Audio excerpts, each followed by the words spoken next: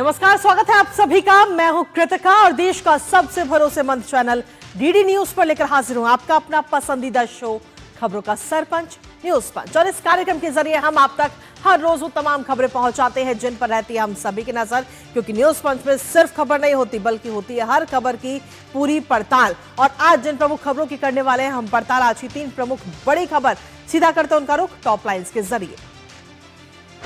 तो आज सबसे पहली और प्रमुख खबर पश्चिम बंगाल से जुड़ी हुई। जी हां, जहां बंगाल में आखिर किसकी गलती रहेगी, ईडी की या फिर ममता बनर्जी की? क्योंकि हाई कोर्ट आज दूध का दूध और पानी का पानी करने जा रहा है। आज सुनवाई होनी है इस पूरे मामले को लेकर के। दरअसल बीते कल ये पूरा घटनाक्रम देखने को मिला था पश्चिम बंगाल के अंदर, जब ईडी छापेमारी करने के लिए एक जगह पहुंची तो वहां पर पश्चिम बंगाल की मुख्यमंत्री ममता बनर्जी भी पहुंच जाती हैं और ऐसे में कई सारे दस्तावेज लेकर वो वहां से बाहर निकलती, जो अपने आप में कई सारे सवालिया निशान खड़े करता है। हाईकोर्ट में इस पूरे मामले को लेकर सुनवाई है, बताएंगे इस पूरी खबर के बारे में विस्तार से। साथ ही जो दूसरी प्रमुख खबर वो है आर्टिफिशियल इंटेलिजेंस से जुड़ी हुई कि किस तरीके से भारत लगातार आर्टिफिशियल इंटेलिजेंस सेक्टर में आगे बढ़ता हुआ और मजबूत होता हुआ नजर आ रहा है। और हाल ही में फरवरी में एक समिट भी होने जा रहा है। कौन सा है ये समिट और बीते कल प्रधानमंत्री नरेंद्र मोदी ने जो बैठक की, उस बैठक में किसके साथ वो बैठक की और क्या कुछ निकलकर सामने आया, इस बैठक से बताएंगे इसके बारे में भी। इसके साथ ही जो तीसरी प्रमुख खबर वो है अंतरराष्ट्रीय जगत से जुड़ी हुई, जहां इस वक्त ईरान की जनता आर पार के मूड में नजर आ रही। जी हां, महंगाई को लेकर इस वक्त जनता काफी वहां पर परेशान है। रियाल की जो कीमतें हैं वो लगातार वहां पर डाउन जा रही हैं, जिसकी वजह से वहां पर इस वक्त हालात बेकाबू होते हुए भी नजर आ रहे हैं। इंटरनेट सेवाएं और फोन सेवाएं जो है वो वहां पर बंद कर दी गई। क्या कुछ है ताजा तस्वीर और ताजा अपडेट, बताएंगे इस पूरी खबर के बारे में भी विस्तार से आपको। तो चलिए शुरुआत करते हैं पहली और प्रमुख खबर के साथ। बीते कल पश्चिम बंगाल की राजनीति काफी गर्म हो गई जब ईडी ने आईपैक कंपनी और प्रतीक जैन के घर पर छापा मारा। मुख्यमंत्री ममता बनर्जी खबर मिलते ही मौके पर पहुंच गई जहां ईडी कार्रवाई कर रही थी, जिसके बाद अब आज भी माहौल कुछ इसी तरीके का नजर आने वाला है। ममता बनर्जी आज एक विरोध रैली का नेतृत्व करने वाली हैं और ये रैली निकाली जाएगी केंद्रीय जांच एजेंसी की तलाशी के खिलाफ। और उस पूरे घटनाक्रम को लेकर बीजेपी भी हमलावर है, तो वहीं राज्यपाल ने तंज कसते हुए कहा है कि विनाश काले विपरीत बुद्धि। कई सारी तस्वीरें भी सामने आई है, तो वहीं ईडी ने हाईकोर्ट का दरवाजा खटखटाया है। कई सारे बयान भी बीते कल से लेकर अभी तक सामने आ चुके हैं, वो तमाम बयान भी आपको सुनाएंगे और साथ ही करेंगे चर्चा अपने संवाददाता से और जानेंगे लेटेस्ट अपडेट। उससे पहले आपको दिखाते हैं कैसे ममता ने पद का किया दुरुपयोग। तो जी हां, बीते कल ईडी की तरफ से ये छापामार कार्रवाई की गई थी। कई जगह पर ये कार्रवाई की गई, लेकिन कोलकाता में भी एक जगह ऐसी थी जहां पर खुद ममता बनर्जी पहुंच गई छापेमारी के दौरान ही। जहां आईपैक ऑफिस में जब छापेमारी ईडी करने के लिए पहुंची तो वहां पर ममता बनर्जी भी पहुंच गई। आईपैक चीफ के आवास, जो उनका घर है प्रतीक जैन का घर, वहां पर भी ईडी ने बीते कल छापेमारी की थी। ऑफिस में भी छापेमारी की, लेकिन इसी बीच ममता बनर्जी वहां पर पहुंची और कई सारे बयान और गंभीर आरोप ममता बनर्जी की तरफ से लगाए गए। कोयला तस्करी और मनी लॉन्ड्रिंग केस को लेकर के ये पूरे छापेमारी की गई। खुद मौके पर मुख्यमंत्री ममता बनर्जी पहुंच गई वहां पे, जो अपने आप में कई सारे सवाल इस समय खड़े कर रहा है। मुख्यमंत्री ममता बनर्जी ने ईडी जो अपनी कार्रवाई कर रही थी उसमें रुकावट डाली और महत्वपूर्ण जो सबूत है उसे अपने साथ ले गई ममता। ये बात ईडी की तरफ से कही गई है, जिसके बाद में उल्टा ईडी के खिलाफ ही एफआईआर दर्ज भी की गई है। शेक्सपियर सरनी थाने में ये पूरा मामला जो है वो दर्ज किया गया है। कानूनी संवैधानिक नजरिए से इस मामले ने अब तूल पकड़ लिया कि आखिर जब ईडी कोई कार्रवाई कर रही है तो उसमें ममता बनर्जी को आखिर ऐसी कौन सी परेशानी थी कि वो सारे काम छोड़ करके उस जगह पहुंच गई। जिसके बाद में ईडी ने कोलकाता हाईकोर्ट का दरवाजा खटखटाया और ईडी समेत कई पक्षों की अर्जी पर आज अहम सुनवाई होनी है।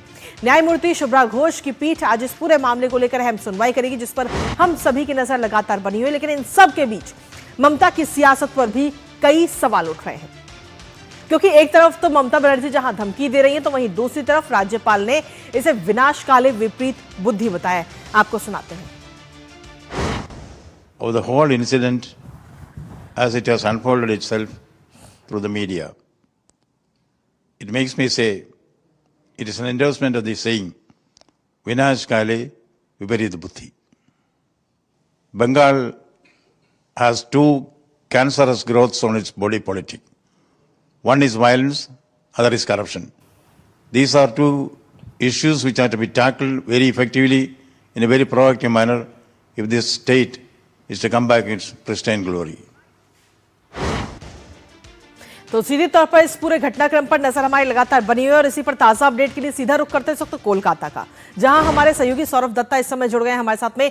सौरभ, फिलहाल सबसे पहले आप ताजा अपडेट दीजिए आज के पूरे घटनाक्रम को लेकर जो आज नजर आने वाला है, क्योंकि हाईकोर्ट में भी आज अहम सुनवाई है, तो वहीं ममता बनर्जी विरोध रैली भी निकालने वाली है।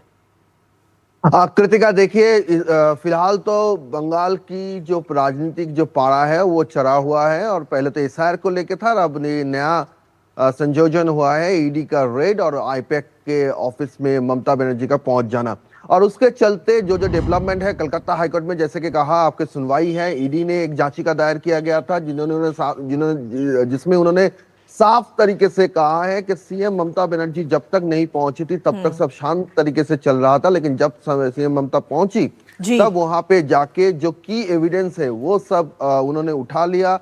उनके जो सहयोग में उनके जो स्टेट पुलिस के जो आधिकारिक थे उन्होंने भी वो सारे दस्तावेज उठा लिया और एक कंप्लेन, एक याचिका प्रतीक जैन के परिवार की तरफ से भी कलकत्ता हाईकोर्ट में दायर किया गया है।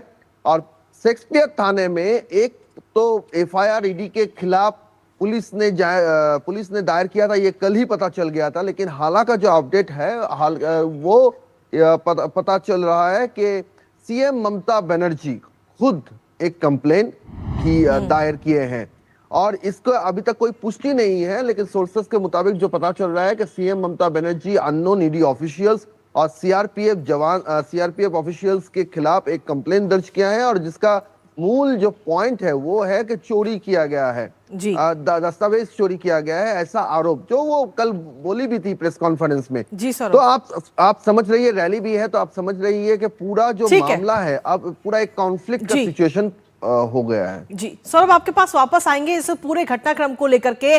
भारतीय जनता पार्टी भी क्योंकि लगातार हमलावर हो रही है और इसे लेकर के बीजेपी नेता राहुल सिन्हा और साथ ही अग्निमित्रा पॉल आखिर कैसे ममता पर बरसे हैं, एक बार वो अपने दर्शकों को सुनाते हैं।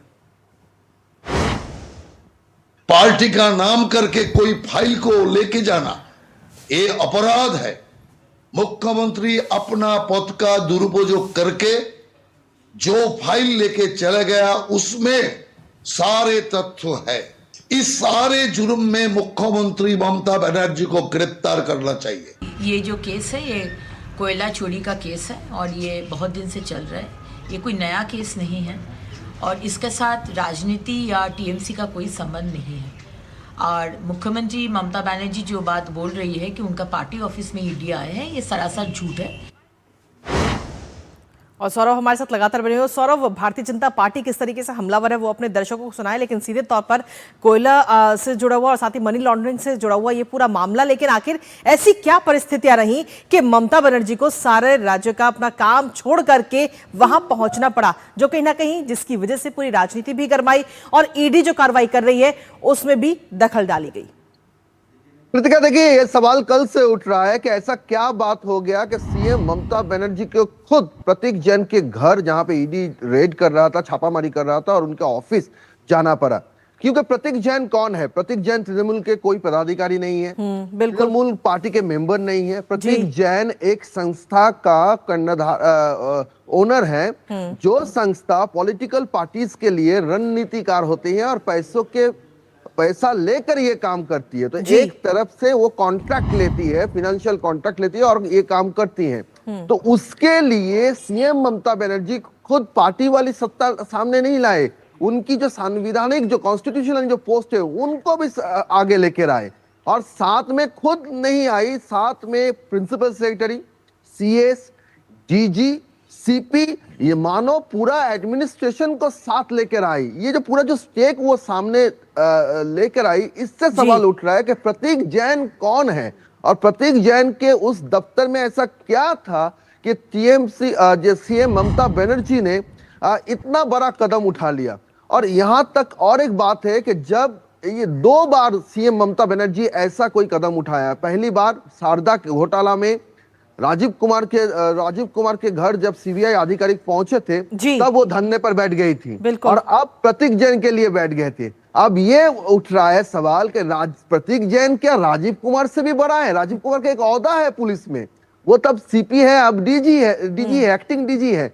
और दूसरी बात ये, जब फिरहाद हाकिम के घर सीबीआई पहुंची थी या फिर कोई और पॉलिटिकल उनके लीडर्स हैं उनके घर जी पहुंचे ठीक है थे, सौरभ, ठीक है सौरभ, बहुत बहुत तब तो वो शुक्रिया नहीं तमाम गए। जानकारी हमारे साथ साझा करने के लिए। इस महत्वपूर्ण खबर से जुड़िए और सीधा रुख करेंगे इस वक्त न्यूज पंच में इस वक्त की बड़ी खबर का। इस वक्त की सबसे बड़ी खबर आपको बताते हैं, जहां आपको बता दें कि लालू परिवार को लेकर के ये बड़ी खबर इस वक्त सामने आई, जहां लालू के करीबियों और न्यूज पंच में इस वक्त की बड़ी खबर आपको बता रहे हैं, लालू के करीबियों में कई लोगों पर इस वक्त आरोप तय कर दिए गए हैं। लैंड फॉर जॉब मामले से जुड़ी ये सबसे बड़ी खबर न्यूज पंच में आपको दिखा रहे हैं। तो लालू और उनके परिवार के सदस्यों के खिलाफ जो है वो कोर्ट की तरफ से अब आरोप इस समय तय कर दिए गए हैं। इस वक्त की सबसे बड़ी खबर अपने दर्शकों तक हम पहुंचा रहे हैं, जहां राउस एवेन्यू कोर्ट की तरफ से ये आरोप इस समय तय किए गए हैं। और इस वक्त की सबसे बड़ी खबर लालू परिवार और साथ ही लालू प्रसाद यादव के लिए एक झटके वाली खबर, क्योंकि अब आरोप लैंड फॉर जॉब मामले को लेकर के ये पूरे जो आरोप हैं वो इस समय कोर्ट ने तय कर दिए गए हैं। राउस एवेन्यू कोर्ट में सुनवाई और उसके बाद में ये आरोप तय कर दिए गए हैं। लालू और उनके परिवार के जो सदस्य हैं उनका नाम इसमें शामिल है। लैंड फॉर जॉब मामले को लेकर के पिछले कई दिनों से लगातार इस पूरे मामले को लेकर सुनवाई हो रही थी, जिसमें अब जाकर के ये आरोप तय हुए हैं और बहुत जल्द ही अब सजा का फैसला भी सुनाया जाएगा। लेकिन फिलहाल अभी आरोप तय कर दिए, जिसमें खासतौर पर अगर हम देखें तो भोला यादव और पीसी गुप्ता का नाम मुख्य तौर पर निकलकर सामने आया और उनको लेकर के भी आरोप इस समय तय कर दिए गए हैं। और इसी पर ताजा अपडेट लेते हैं, हमारे साथ में हमारे सहयोगी विकास जुड़ गए हैं फोन लाइन पर। विकास, क्या कुछ ताजा अपडेट आपके पास? एवेन्यू कोर्ट को आरोप तय करने थे लालू प्रसाद यादव और उनके परिवार के सदस्यों के खिलाफ लैंड फॉर जॉब मामले में। आज जो विशेष जज हैं विशाल गोगने, उन्होंने आदेश पढ़ा और उन्होंने ये कहा कि जो सीबीआई की चार्जशीट है उसमें आरोप जो लगाए गए हैं वो बेहद गंभीर हैं और उसमें जो बातें कही गई हैं वो प्रथम दृष्टया ऐसा नहीं लगता कि कुछ गलत है। और इसीलिए यहाँ पर लालू प्रसाद और उनके अन्य आरोपियों की ओर से एक याचिका भी लगाई गई थी कि उनको इस मामले से डिस्चार्ज कर दिया जाए। कोर्ट ने कहा कि जो चार्जशीट के कंटेंट है उसको देखने के बाद इस याचिका में कोई दम नजर नहीं आता और उस याचिका को राउस एवेन्यू कोर्ट ने खारिज कर दिया है।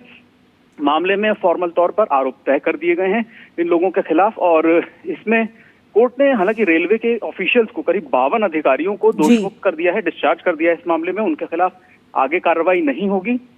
इसके अलावा कोर्ट ने रेलवे के कुछ अधिकारियों को हालांकि इसमें दोषी पाया जो सीधे सीधे नियुक्ति की प्रक्रिया से जुड़े थे, लेकिन बड़े पैमाने पर, यानी इसमें आप देखें कि 100 से ज्यादा आरोपी थे, जिसमें लालू, उनके परिवार के सदस्य, उनके करीबी लोग और इसके अलावा रेलवे ऑफिशियल्स और बेनिफिशियरी जिनकी इस पूरे स्कैम से नियुक्ति हुई थी उनको भी आरोपी बनाया गया था कुछ लोगों को। तो कोर्ट ने 52 लोगों को डिस्चार्ज किया है रेलवे के, लेकिन लालू प्रसाद यादव की भूमिका को लेकर कोर्ट ने कहा है कि उन्होंने अपने पद का दुरुपयोग किया और पब्लिक मनी को वेस्ट किया गया, पब्लिक मनी का भी दुरुपयोग किया गया और व्यक्तिगत लाभ और परिवार के अन्य सदस्यों को लाभ पहुंचाया गया। सीबीआई का ये जो मामला है काफी पुख्ता नजर आता है, इसलिए कोर्ट आरोप तय कर रहा है। जहां तक आरोपों की बात की जाए तो उसमें प्रिवेंशन ऑफ करप्शन एक्ट की विभिन्न धाराएं हैं। इसके अलावा जो क्रिमिनल कॉन्स्पिरेसी है, इन सभी ने मिलकर एक साजिश रची है, इसको लेकर के 120 भी लगाई गई है, 420 लगाई गई है, 467, 468 जो कि नकली दस्तावेज बनाने को लेकर के सेक्शंस हैं, उसमें भी सीबीआई ने अपनी तरफ से चार्जेस सेक्शंस इंक्लूड किए थे चार्जशीट में और कोर्ट ने इन्हीं सभी सेक्शंस के तहत आरोप तय कर दिए हैं। अब ट्रायल शुरू होगा इस मामले में और फिर अपनी बात लालू प्रसाद और जो अन्य आरोपी हैं अपनी बात कोर्ट के सामने रखेंगे। लेकिन एक बड़ा झटका है लालू प्रसाद के लिए, क्योंकि वो लगातार ये बात कह रहे थे कि उनका इस मामले से कोई लेना देना नहीं है और उनको इस मामले से डिस्चार्ज किया जाना चाहिए। लेकिन अब जिस तरीके से वो लगातार कह रहे थे कि इस पूरे मामले से कोई लेना देना नहीं है और अब आरोप भी तय किए जा चुके हैं, जैसा आपने बताया कि अब ट्रायल भी आगे आने वाले समय में शुरू होगा, तो लालू प्रसाद के पास में और उनके परिवार के सदस्यों के पास में आखिर कौन कौन से अभी विकल्प बचे हुए हैं? देखिए, अभी तो क्योंकि बहुत शुरुआती स्टेज में है, ट्रायल शुरू होगा, इसीलिए इसमें जहां तक उनकी व्यक्तिगत स्वतंत्रता की बात की जाए तो उस पर तो कोई खास असर नहीं पड़ेगा, क्योंकि सभी लोग लगभग बेल पर हैं, उनकी जमानत पर इस पूरे आदेश से कोई फर्क नहीं पड़ेगा। अब उन्हें ट्रायल का सामना करना है। इससे पहले वो हाईकोर्ट भी गए थे, दिल्ली हाईकोर्ट, और उस वक्त दिल्ली हाईकोर्ट ने किसी तरह का दखल देने से इनकार कर दिया था। हालांकि कोर्ट ने यह जरूर कहा था कि अगर लालू प्रसाद यादव खराब सेहत के आधार पर व्यक्तिगत रूप से छूट चाहते हैं पेशी से, तो वो अपना एक आवेदन कोर्ट में, ट्रायल कोर्ट में दे सकते हैं। लेकिन इसके अलावा बहुत ही लिमिटेड स्कोप है हाईकोर्ट का और कोई दखल अंदाजी हाईकोर्ट अपनी तरफ से नहीं कर सकता इस मामले में। तो जमानत पर हैं ये सभी लोग और आगे भी जहां तक है कि अगर ये किसी भी तरह से इन्फ्लुएंस करने की कोशिश नहीं करते गवाहों को, तो उस जमानत पर कोई खास फर्क नहीं पड़ेगा। लेकिन अब इनको ट्रायल फेस करना पड़ेगा, व्यक्तिगत रूप से पेश होना होगा, और अगर किसी को जैसे लालू प्रसाद यादव को खराब सेहत के आधार पर एग्जेम्पशन चाहिए व्यक्तिगत पेशी से, तो उसके लिए उनको अलग से एप्लीकेशंस लगानी होंगी आने वाले दिनों में। जी, बहुत बहुत शुक्रिया विकास, तमाम जानकारी और अपडेट्स हमारे साथ साझा करने के लिए। इस महत्वपूर्ण खबर से जुड़े तो इस पूरी खबर पर नजर हमारी लगातार बनी हुई, लेकिन इसी बीच न्यूज पंच में रुकेंगे छोटे से ब्रेक के लिए। आप बने रहिए हमारे साथ।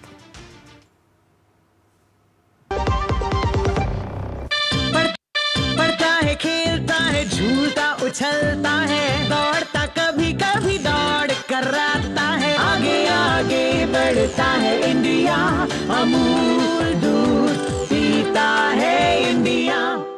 जब धरती चीर कर निकलता है लोहे का पत्थर और मिलता है मोंगिया के जोश से, फिर तपता है, पिघलता है और बनता है फौलाद। अब होता है सरिया सारी खूबियों के साथ। मोंगिया स्टील, मजबूत देश का मजबूत सरिया। टिंग टिंग, आपके लिए एक फेस्टिवल ऑफर है। क्यूआर कोड स्कैन करो, यूपीआई पिन डालो और 10,000 रुपए आपके बैंक अकाउंट में। पिन डालूंगा तो पैसा खट से आएगा नहीं, झट से कट जाएगा। मैं मूर्ख नहीं हूँ। आलिया, यूपीआई कहता है यूपीआई पिन पैसे भेजने के लिए होता है, पाने के लिए नहीं। इस बात को याद रखें और कहें मैं मूर्ख नहीं।